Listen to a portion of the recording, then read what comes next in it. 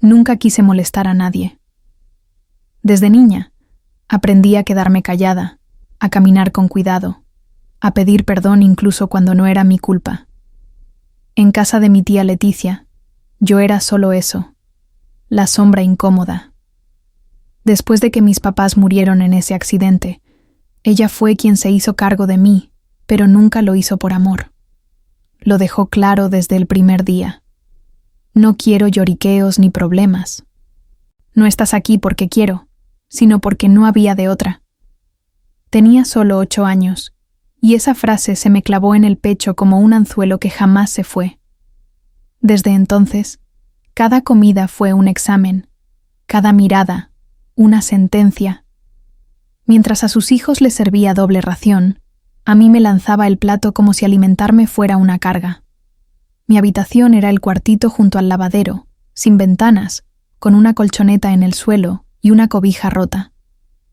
Pero lo peor no era el frío, sino la indiferencia. Leticia me miraba como si yo fuera un mueble estorboso, una deuda pendiente que nadie quería pagar.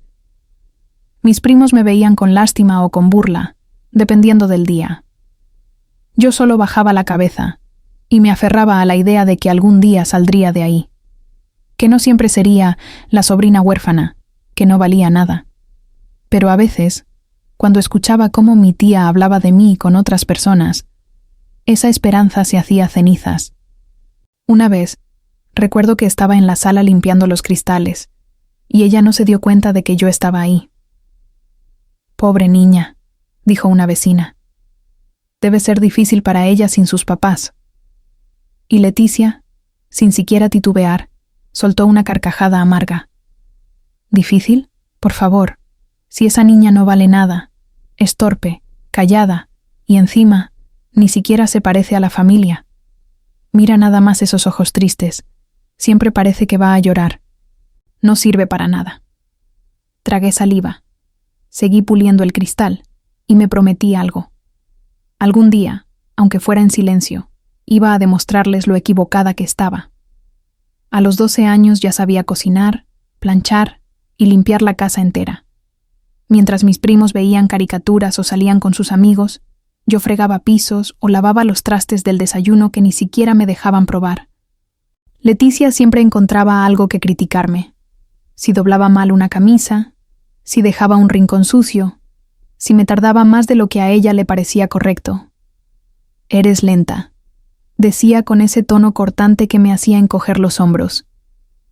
«Y todavía tienes el descaro de comer aquí, como si hubieras hecho algo por merecerlo». Cada palabra era una piedra más en el costal que cargaba en silencio. Pero no lloraba, no delante de ellos. Me iba al cuartito, me cubría con la cobija hasta la cabeza, y ahí sí lloraba. Nunca me abrazó. Nunca me preguntó si necesitaba algo. Nunca me llevó a comprar ropa como lo hacía con sus hijos. Todo lo que tenía eran donaciones, o lo que ellos ya no usaban.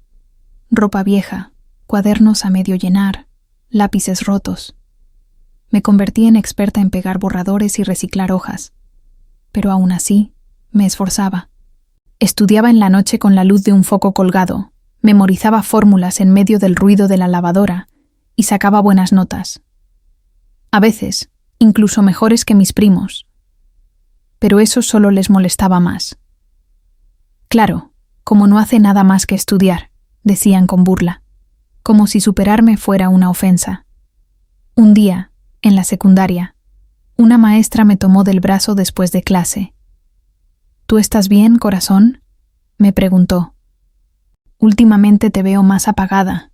¿En casa todo está bien?». La miré con los ojos más secos del mundo y respondí lo de siempre. «Sí, maestra, todo está bien». Porque así me enseñaron. A tragarme el dolor, a no molestar, a aguantar. Pero por dentro, algo en mí empezaba a cambiar. Una semilla se estaba plantando.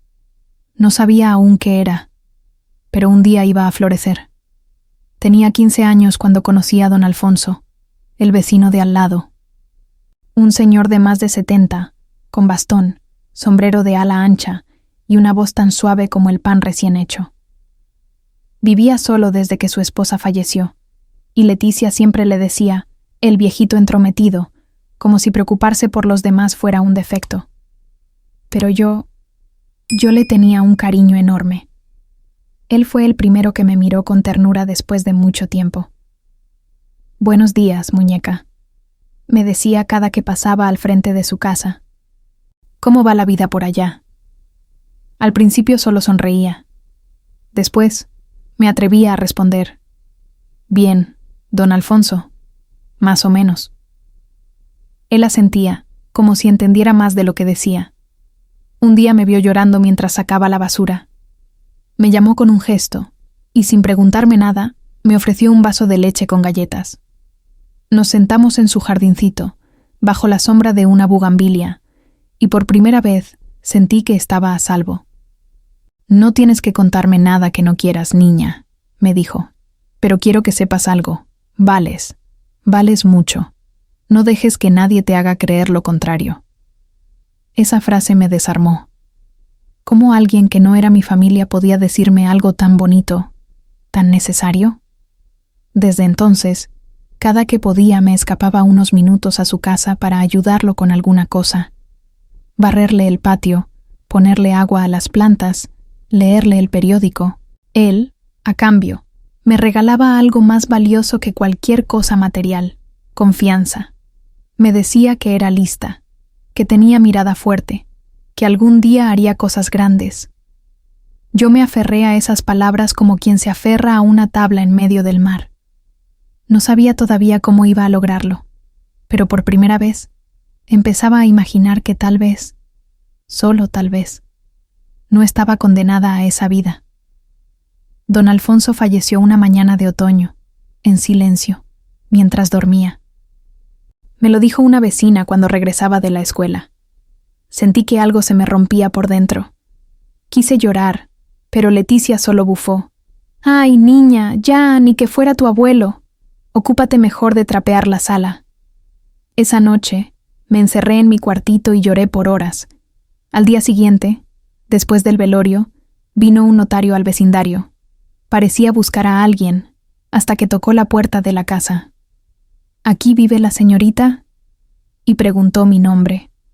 Leticia se tensó. «Sí, pero no está disponible. ¿Qué se le ofrece?». El hombre fue claro. El señor Alfonso Ramírez dejó una carta y una solicitud formal a nombre de ella. Necesito entregársela personalmente. Leticia no tuvo opción. Me entregaron un sobre beige, sellado. Adentro, una carta escrita a mano, con letra temblorosa pero firme. La leí con las manos temblando. Decía cosas que nadie nunca me había dicho. Que él me veía como una nieta. Que había hablado con su abogado para dejarme algo muy sencillo pero simbólico. Y que, sobre todo, quería que nunca olvidara que mi vida tenía valor. Y que no importaba de dónde venía, sino hacia dónde quería ir. Me dejó, según el documento, un pequeño terreno en el pueblo donde nació. Algo modesto, pero para mí fue como si me hubiera regalado el mundo. Cuando Leticia se enteró, se volvió loca. «¿Qué vas a hacer con un terreno allá en medio de la nada? No seas ridícula. Eso ni vale la pena». Pero lo que más la irritó fue que no lo pudo controlar. No pudo evitar que alguien viera en mí algo bueno. Esa carta la quemaba por dentro. Yo no dije nada. Solo la guardé, junto con el documento, en una cajita que escondí bajo mi colchoneta. No era por el terreno, era por lo que representaba. Alguien creyó en mí. Y eso, Leticia jamás lo pudo entender. 2 años después, cumplí 17. Ya casi terminaba la prepa, y aunque seguía viviendo en casa de Leticia, algo en mí había cambiado. Ya no caminaba encorvada, ya no evitaba los espejos. Empecé a ver a la muchacha que don Alfonso decía que era, valiente, observadora, con un fuego silencioso que nadie más podía apagar. Ese año, Leticia organizó una fiesta por los 15 de su hija menor, Valeria. Una fiesta enorme, vestido de diseñador, mariachi, banquete, salón rentado. Pero lo que pasó esa noche me marcó más que cualquier otro momento. Yo ayudé a cargar las cajas, a decorar el lugar, a lavar los baños del salón antes de que llegaran los invitados. Leticia ni siquiera me permitió asistir como parte de la familia. ¿Tú qué vas a hacer allá adentro? Ni vestido tienes. Quédate atrás, atiende a los meseros. Y así lo hice. Me escondí entre los arbustos del jardín, viendo las luces, escuchando las risas, sintiéndome como una intrusa en una vida que nunca fue mía. Pero lo peor llegó cuando el DJ interrumpió la música. Leticia subió al escenario, tomó el micrófono y brindó por su hija. Todo iba bien, hasta que, de pronto, cambió el tono.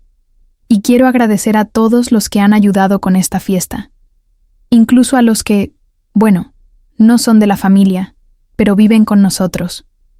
Aunque no valgan mucho, hacen su parte. La gente rió con incomodidad.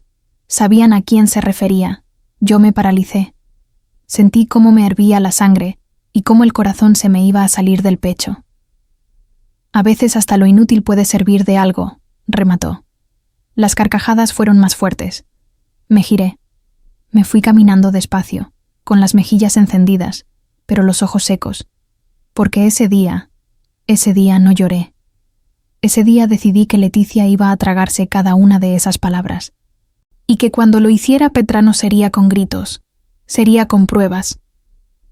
Meses después de aquella humillación, una noche mientras limpiaba el cuarto de triques de Leticia, ese donde guardaba desde adornos de Navidad hasta papeles viejos, encontré una caja llena de aparatos viejos, celulares, tablets rotas, controles sin pila. Por curiosidad, tomé un teléfono de los antiguos, de esos que todavía tenían botones y pantalla pequeña. Me senté en el suelo y lo encendí, sin muchas expectativas. Pero para mi sorpresa, encendió. La batería estaba casi muerta, pero algo me empujó a revisar la galería antes de que se apagara. Y ahí estaba, un video. Uno solo, un clip de apenas 30 segundos, grabado años atrás. En él se veía claramente a Leticia hablando con su hermana, mi madre, durante una videollamada. No podía escucharse todo, pero lo suficiente. Sí, hermana, claro que cuidaré de ella como si fuera mía. Confía en mí, no le va a faltar nada. Y mi madre, con la voz débil desde una cama de hospital, le respondía: Gracias, Leti. Sé que harás lo correcto. Ese video me cayó como un balde de agua helada, porque no solo mostraba que mi mamá había confiado en ella con todo su corazón, sino que Leticia le había mentido. A todos, a ella misma. Me temblaban las manos. El teléfono murió justo después. Lo apagué y lo guardé conmigo, junto con la carta de don Alfonso. No sabía aún qué iba a hacer con eso, pero algo me decía que ese video era más que una simple grabación. Era la grieta por donde podía entrar la justicia. No con insultos, no con golpes, con pruebas. Leticia había prometido algo sagrado y lo había traicionado. Tal vez ella pensó que ese video se había perdido, pero no, lo tenía yo. Y algún día, el mundo entero lo iba a ver. Leticia tenía un padre, don Ramiro, mi abuelo materno, un hombre ya mayor, enfermo, que vivía en el mismo barrio pero al que casi nunca veía. Leticia lo mantenía aislado, según decía, porque está muy delicado y ya ni se acuerda de nadie. Pero un día me mandó a llevarle unas medicinas. Ella no podía ir, claro, porque tenía cosas más importantes que hacer. Fue la primera vez que lo vi de cerca en años. Tenía los ojos nublados, la voz ronca, pero cuando me acerqué, susurró mi nombre. Eres igualita a tu mamá. Eso me estremeció. Nos quedamos hablando un rato. Le conté, con cuidado, cómo estaba. No le dije todo, pero él no era tonto. Asintió despacio y dijo algo que jamás voy a olvidar. Tu madre era buena, y tú también lo eres. Pero aquí hay mucha gente con máscaras. Lo abracé con delicadeza, y antes de irme, me entregó un sobre. Esto es para ti, pero no lo abras todavía. Guárdalo, algún día lo vas a necesitar. Me lo metí al bolsillo sin entender del todo. Ese mismo día, Leticia me interrogó apenas regresé. ¿Te dijo algo raro? ¿Te dio algo? Le dije que no, que solo me agradeció. No me creyó, pero no insistió. Esa noche abrí el sobre. Era una copia de un testamento. Uno que don Ramiro había firmado años atrás, donde dejaba todo, su casa, sus terrenos, una cuenta bancaria, dividido entre sus hijos, y una parte para mí. Para mí.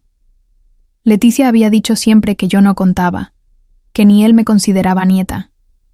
Pero ahí estaba. Mi nombre completo, en tinta negra, como heredera legítima.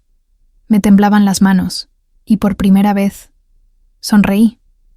No por el dinero, no por las propiedades, sino porque ese papel, junto con el video y la carta, eran pedazos de verdad, pruebas de que yo sí valía, y Leticia lo sabía. Un mes después, don Ramiro falleció. Leticia no lloró, al contrario, parecía aliviada. La casa se llenó de visitas, primos lejanos, vecinos curiosos, todos murmurando sobre la herencia. Seguro Leticia se queda con todo, decían algunos, y ella lo confirmaba con su actitud. Ya hablaba como dueña, daba órdenes, movía papeles, sonreía como si por fin se hubiera librado de una carga. Hasta que llegó el citatorio, una reunión en la notaría para la lectura oficial del testamento. Ahí fue donde comenzó el verdadero juego. Leticia no me invitó, claro, pero yo ya sabía la fecha, el lugar, la hora. Me vestí con lo mejor que tenía. Una blusa sencilla, pero limpia. Y llegué antes que todos. Me senté en silencio, en una esquina de la sala, con el sobre del testamento en la bolsa y el teléfono viejo bien cargado en la mochila. Cuando Leticia entró, me vio y se le borró la sonrisa. ¿Tú qué haces aquí?, soltó, bajito, entre dientes. Vine a escuchar lo que me corresponde, respondí firme. Se rió por lo bajo, como si estuviera frente a una niña jugando a ser adulta. Ay, por favor, aquí nadie te debe nada. El notario entró, saludó con solemnidad, sacó un sobresellado. Aquí tengo el testamento oficial de don Ramiro, dijo, y todos se acomodaron para escuchar. Leticia cruzó los brazos, segura de que todo era para ella.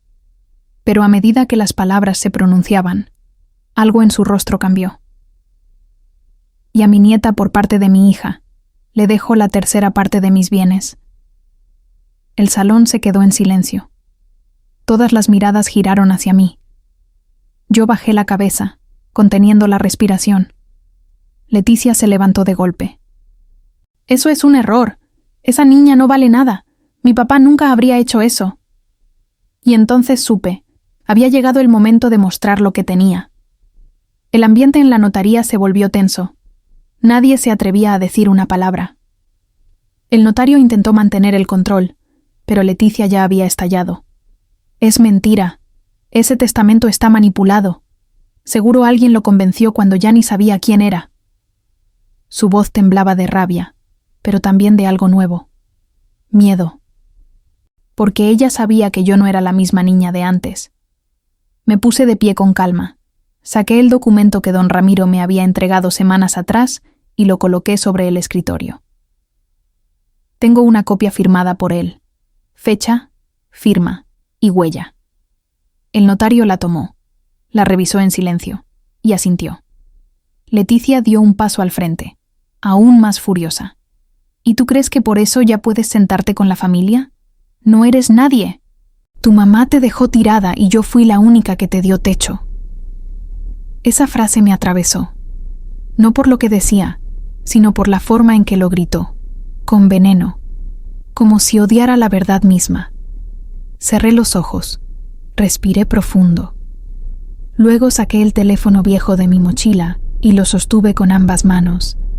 Yo también tengo algo que él dejó, algo que tú no esperabas que existiera. Ella palideció, dio un paso atrás. Este video fue grabado años atrás, dije con voz firme. Muestra claramente quién le prometió a mi madre que me cuidaría. Y cómo traicionó esa promesa.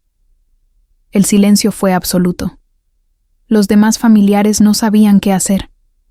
Algunos me miraban sorprendidos, otros avergonzados. Leticia cruzó los brazos intentando mantenerse firme. Estás inventando cosas. Seguro ese video es falso. No tienes cómo comprobar nada. Pero yo no respondí con palabras. Solo extendí el brazo, conecté el celular al altavoz del escritorio y presioné play. Leticia se congeló, clavando los ojos en la pantalla como si el pasado la estuviera ahorcando. Gracias, Leti. Sé que harás lo correcto, prométemelo. Y la respuesta de mi tía fue tan clara como una bofetada. Claro que sí, hermana. La cuidaré como si fuera mía. Te lo juro. Mi madre, con la cara pálida y los ojos húmedos, sonrió. Esa fue su última confianza, su última voluntad. Y Leticia, frente a todos, acababa de ser expuesta como lo que realmente era, una mentirosa. Los murmullos comenzaron de inmediato. Un primo se cubrió la boca. Una tía lejana negó con la cabeza, avergonzada. El notario pausó el video y miró a Leticia con seriedad. Esto cambia muchas cosas. Pero ella no dijo nada. Solo se sentó, derrotada, como si la silla le pesara toneladas. Por primera vez, ya no tenía control. Ya no podía gritar más fuerte que la verdad. Ya no había forma de negar que su crueldad fue deliberada, que su desprecio fue una traición directa a la última voluntad de mi madre. No sentí placer. No fue una venganza escandalosa. Fue algo mucho más poderoso. Justicia. Por años había sido invisible, ignorada, humillada. Y ahora, con 30 segundos de video, todo se volteaba. Ya no era la que no valía nada. Era la hija de una mujer que confió en la sangre equivocada, pero cuya hija supo levantarse. Me volví hacia Leticia y la miré a los ojos. Ella desvió la mirada. Y en ese gesto, entendí algo. El silencio duele más cuando expone lo que uno es. Ella se quedó sin voz, porque ya nadie quería escucharla. Cuando el video terminó, el notario pidió a todos guardar silencio. Revisó los documentos, las fechas, los nombres, todo con una precisión quirúrgica. La evidencia es clara. Este testamento es legítimo y está en concordancia con las disposiciones anteriores del señor Ramiro. Y el video respalda su voluntad moral. Leticia no dijo nada. Se quedó con los ojos clavados en la mesa, como si quisiera desaparecer entre las maderas. Ya no tenía fuerza para pelear. Todos los años que me gritó, me humilló, me ignoró, no le sirvieron de nada frente a una verdad documentada y una promesa grabada. El notario declaró que la distribución de la herencia sería respetada según el testamento oficial. Eso incluía la casa grande, los terrenos en el norte y una cuenta bancaria que ni siquiera sabía que existía. La parte que me correspondía era sustancial, pero no fue eso lo que me hizo respirar con alivio. Fue ver cómo Leticia tuvo que asentir en silencio, tragándose su veneno. Nadie la defendió. Nadie la consoló. Sus propios hijos no sabían ni qué decir. Por primera vez, vi miedo en sus ojos. Miedo a no tener más el control, a perder el poder, a enfrentarse a sí misma. Al salir de la notaría, el aire me supo diferente. No era libertad todavía, pero sí era dignidad. Me senté en una banca de la plaza, con el sobre de los papeles entre las manos, y recordé la carta de don Alfonso, las palabras de mi abuelo, el rostro pálido de mi madre en ese video. Todo eso me acompañaba. No me sentía rica, ni poderosa, me sentía en paz, porque por fin alguien me había escuchado, porque por fin ya no tenía que bajar la cabeza nunca más. Días después de la notaría, Leticia tocó a mi puerta. No la de su casa, la mía, porque decidí mudarme al terreno que don Alfonso me había dejado. Allí, con ayuda de unos vecinos y algo de mis ahorros, levanté una pequeña casa, simple pero mía. Cuando la vi en la entrada, dudé si abrir, pero lo hice. Estaba delgada, desmaquillada, con los ojos bajos. «Solo vine a hablar», dijo. Se sentó en silencio, y por primera vez la vi sin escudo. Yo hice muchas cosas mal. No supe cómo criar a nadie. Solo repetí lo que me hicieron a mí. Me quedé callada, esperando más. Sé que no tengo derecho a pedirte nada, pero quería decirlo. Eso. Asentí. No porque la perdonara, sino porque entendía que hay heridas que no sanan con palabras. Cuando se levantó para irse, dijo algo más. Nunca pensé que guardarías ese video. Fue mi mayor error. Subestimarte.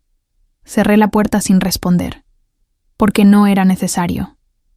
Ya no necesitaba que ella entendiera quién era yo. Yo lo sabía, y eso bastaba. Ese mismo mes, me inscribí a la universidad. Había guardado cada centavo de becas, trabajos esporádicos, y ahora tenía también lo que me correspondía por derecho.